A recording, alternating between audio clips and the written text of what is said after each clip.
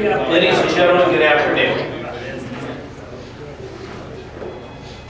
For those of you I may not know, I'm Bob McMahon. I'm the President and CEO of the 21st Century Partnership. And thank you very much for accepting my offer to be here today. We've invited elected officials from throughout the Middle Georgia region. We've invited the Military Affairs Committee from throughout the region, our chambers throughout the region, to give folks as best a picture as we understand today of where we are with this thing called sequestration, and more importantly, what its impact will be on Middle Georgia. In addition, we've invited two other groups, and the reason that we've invited them will likely be self-evident to you as we go through the presentation.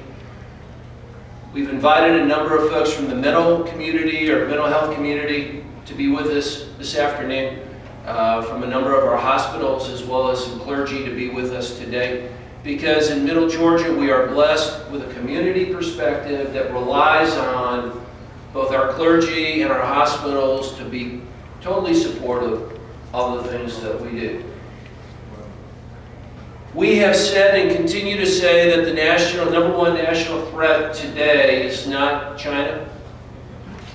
It is not Al-Qaeda or the Taliban in Afghanistan, but the number one national security threat that we face today in our nation is our current budget crisis and our inability as a nation to balance revenues and our spending. And it doesn't matter which side of the equation you are on, the impact is that our national debt continues to grow. And so our President and our Congress attempted to act with the passage of the Budget Control Act of 2011. As part of that, and I'll talk in greater detail about what this means, but the fail-safes that they put in place have not succeeded. As we saw over the holiday season, an expectation as described by those in the press as the fiscal cliff, whether or not we would go over this fiscal cliff. It was pushed from the 2nd of January, and now, in reality, what is occurring will come to fruition on the 1st of March. At the end of this debate, what is absolutely essential to remember is that there are people, Americans, federal employees, who will be adversely affected if our President and our Congress cannot do what it is that we've asked them to do, and that is govern and lead our nation. And in a community such as ours, with 15,000 civilian employees just at Robbins, not including all of the other employees, federal employees throughout our community, the impact of that, if a solution is not reached, can be significant. And so what you will see today is our best estimate based upon the information that's been provided to us to give you an appreciation of what that means, so that we together, as a community, can begin to take action to help those that will be adversely affected. Judy, could I have the next slide, please? You have heard this word sequestration. You've heard about the fiscal cliff. My intent is not to be an expert, but simply remind you of what all of this means. And essentially, as part of the Budget Control Act of 2011, the Congress agreed to sign bills in both the House and the Senate, and the President signing the bill that said, if we cannot reach a comprehensive solution to our current situation, we will put in place automatic cuts that will affect both the Department of Defense and our discretionary non-defense spending. The Congress and the President gave themselves until the 2nd of January 2013 to accomplish that. They did not. They have now pushed that to the 1st of March 2013. Essentially, what the bill says is that we will put in place automatic cuts half to defense, half to discretionary non-defense spending, to the tune of $1.2 trillion over the next 10 years. What is important for a defense community like ours to remember is that those cuts that I just described are over and above a reduction by some $487 billion that was already put in place for our defense budget. And something not talked about very often except by the policy wonks, the fact that as we operate under today, something that you and your communities, all of us do, and that is under a signed budget. We don't have a signed budget for our national defense today or for our federal government. The term is continuing resolution, and it is simply the authority to obligate dollars until a budget is put in place. And that cap is at a level lower than what we would like to have in our budget. So it is the impact of a lack of a comprehensive budget solution. It is this continuing resolution. And third, this overriding threat that was just mitigated at least through the 18th of May, that our nation would exceed its budget level that it has set for itself. All of those have come together for our Department of Defense and ultimately our services to recognize that with this looming 1 March deadline, and that the continuing resolution will end at the end of March, that they have got to put guidance out to those folks in the field of what they can expect and what the impact will be. So if I could have the next slide, Judy. Here is what we know already, and the point is the bottom line. We are feeling the impact of this today. There has been put in place at Robins Air Force Base a civilian hiring freeze. The base is currently working through a determination as to whether or not they will have to eliminate immediately a number of employees who are considered temporary. And they've been told that those that are term employees, not career employees, but rather for a specified period of time, in most cases 2 or 3 years, of whether or not they have to be terminated, or if not terminated, not renewed at the end of their current agreement. The department and then the Air Force have told folks to cancel all non-mission critical travel. That has a direct impact on a community such as ours, with the number of conferences and such that we hold here, that our hotels and motels and restaurants rely on for part of their revenue. All but the most essential of the travel has at this point been eliminated. Studies have been curtailed, impacting some of our contract organizations here in Middle Georgia. Supply purchases, which are now done in most cases through community organizations, whether that would be something like Home Depot, Office Depot, or stores such as that. Deferring non-emergency facility projects. Many of our small businesses within Middle Georgia provide direct support to our civil engineers on the base and rely on little projects that they come up with, $10,000 to $50,000, perhaps more. I'm now seeing that those projects have been curtailed because of the decisions that have been made and where we stand with the budget process. And in some cases, where possible, recognizing that there may be a cost associated with that, to de-obligate the dollars that are put against service contracts. Ladies and gentlemen, each and every one of these things thus far is impacting our community today. Although not in large dollars, is having an impact as we speak. Slide, please. If in fact a solution is not reached, the Secretary of Defense, and most recently the Undersecretary of the Air Force, along with the Vice Chief of Staff of the Air Force, have put out guidance excuse me, that says we will consider furloughing our civilian employees for up to 22 discontinuous days in the period really starting 2 March, but more likely April through 30 September. In addition,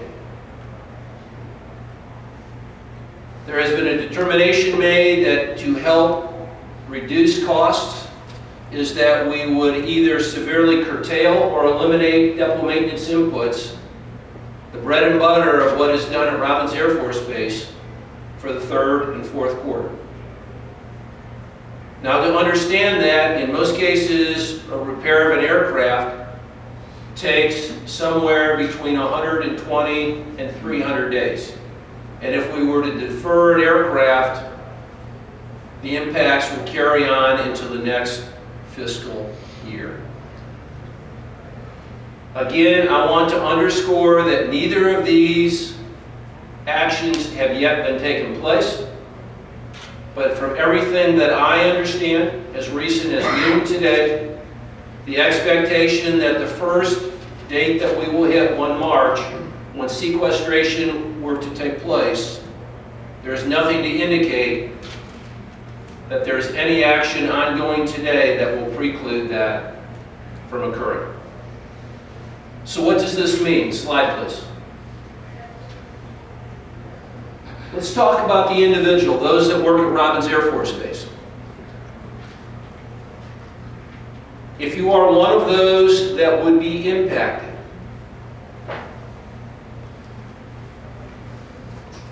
when 1 March comes, there'll be a total of 15 civilian pay periods left. Very simply doing the math, it says just a little less than 1.5 days in each of your pay periods you will be on forced leave, forced unpaid leave. What that equates to essentially is nearly a 15% reduction in pay for each of our employees that would be affected by this effort.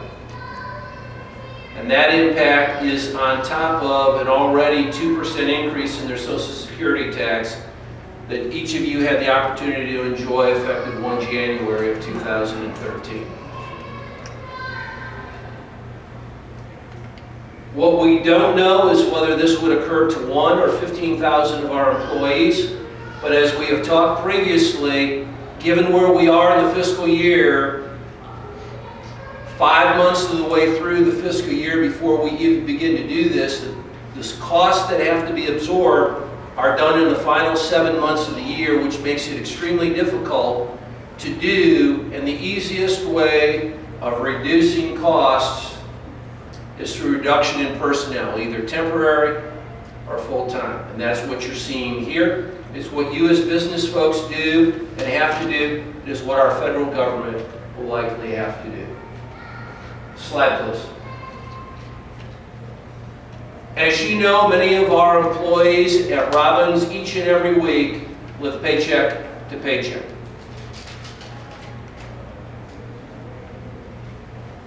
And a reduction of nearly 15% in that paycheck is going to create stress and uncertainty in their lives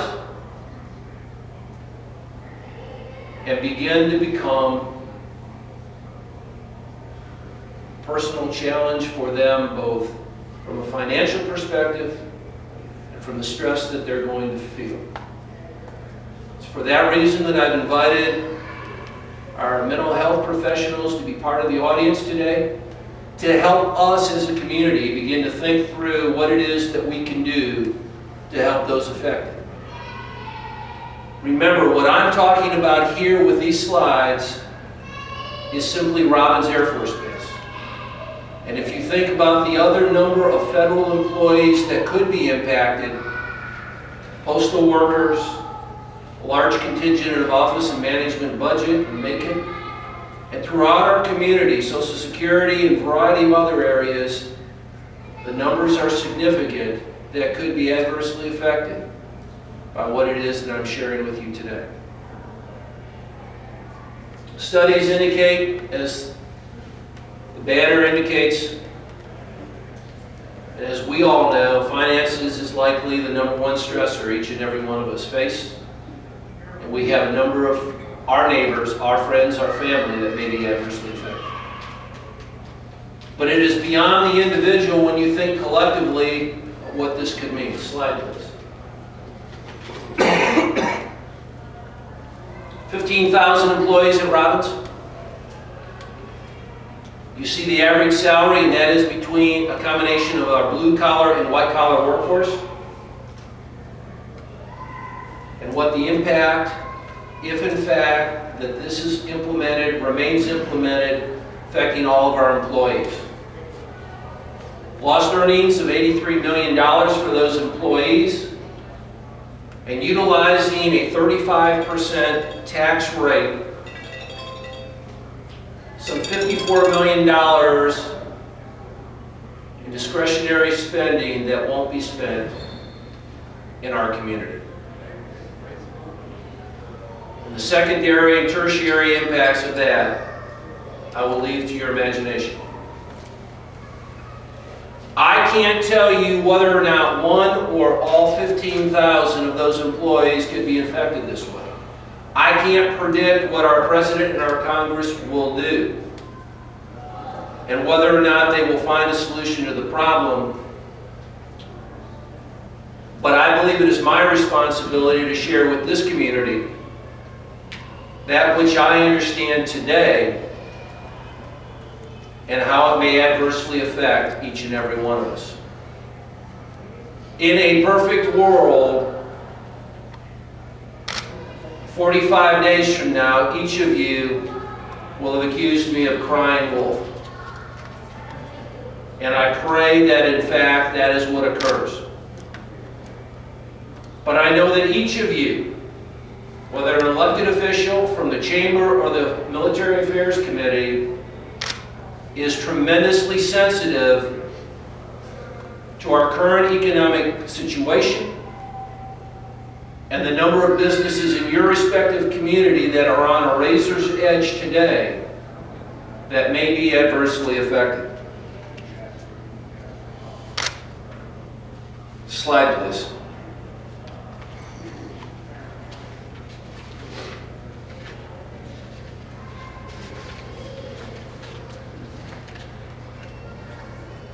Ladies and gentlemen, as we've watched over the last 18 months or so, our President and our Congress have engaged in what I would call brinksmanship.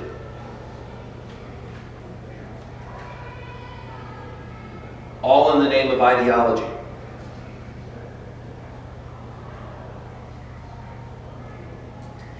Unfortunately, those most affected by that are the men and women that live in communities such as ours. It is our dearest hope that our President and our Congress will begin to do what it is that we've asked them to do, and that is to govern. But in the meantime, I believe that we must do what we need to do, and that is take care of our own.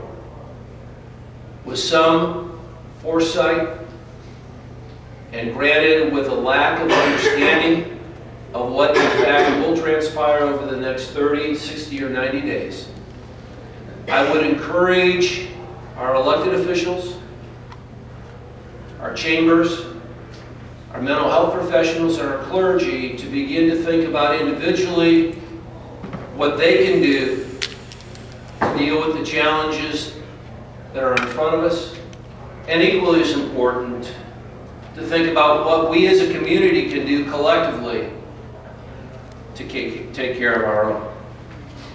Again, I'm appreciative that you've taken time to be here today. And I would be happy to take any questions and provide any clarification that I can to those of you that are here.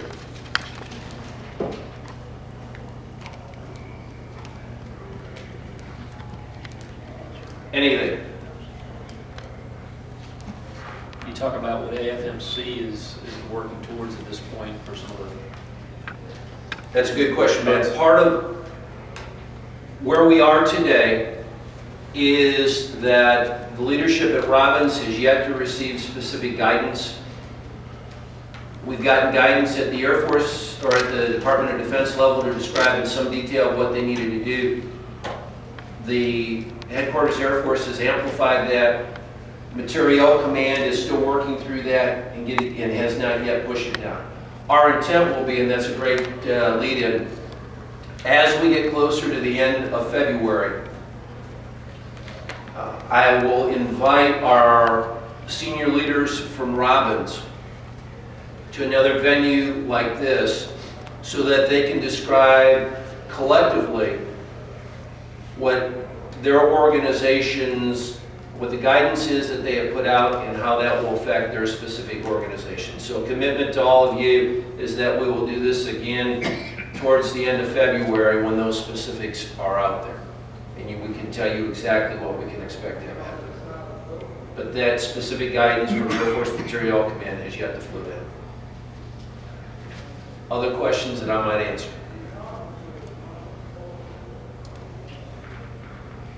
Mr. Dyer. When you say we must begin to prepare now, what are your thoughts about what that looks like? That's a great question, Mike. You know, I'm going to answer it in a very general way. The pastor from my church is running, and I won't put a plug in for the church because somebody will have their feelings hurt that it's not their church, is running a series on habits. And the question that he asks each Sunday is, what if we as Christians began to engage in habits that would change our lives and change our community? And whether you are Christian or something else, another denomination or another religion, the question still remains, what can we do in terms of changed habits that will affect our community? I believe that as our mental health professionals think about what it is that we're doing, they're going to be able to push out information into our community that says, we know that there may be tough times coming. Here are some numbers that you can call. I believe that you, with Morgan, with Stacy, with chambers throughout the region, when people are having trouble paying bills, as may occur, we could have thought about up front what it is that we're going to do. We have a number of banks represented in this audience. What are we going to do if someone has trouble because of the situation that we're in, to recognize that they may be challenged in paying whatever that monthly payment might be. I had a chance about 2 weeks ago to talk to the Middle Georgia Apartment Association. It has a very high proportion of their residents happen to be federal employees, whether at the base or somewhere else. I perceive that should what I've described here kick in March or April, that people are going to have to choose between paying bills and putting food on the table. And we as a community, I think, should have thought through how we're going to respond to that. We can do it individually, and we've got some tremendous clergy in this community that will help their parishioners.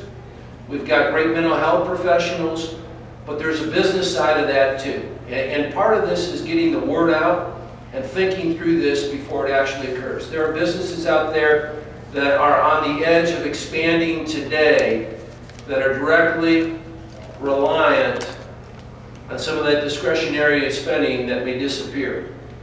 And so I would look to you, to Morgan, to Stacy, and to the chambers throughout the region to make sure that they get a balanced understanding of where we are, what we're doing, what they can expect, so they can make the most informed decision. Hopefully that helps. I mean, I'm not sure, short of a 200,000 person letter writing campaign, I don't know that that's going to make an impact, because as we know, our congressional delegation came here last fall and said, you better get ready. Well, the time is coming, we better go get ready. Other questions? Ladies and gentlemen, thank you very much for being here.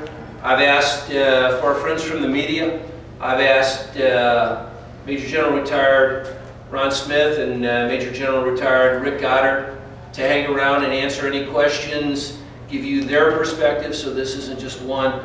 They can do a remarkable job, as I'm sure any of our elected officials would be happy to give you any comments that you were looking for. Again, thank you very much, and again, in a perfect world, y'all can accuse me of crying wolf, and if so, I'll be happily absorbing that. Thank you all very much.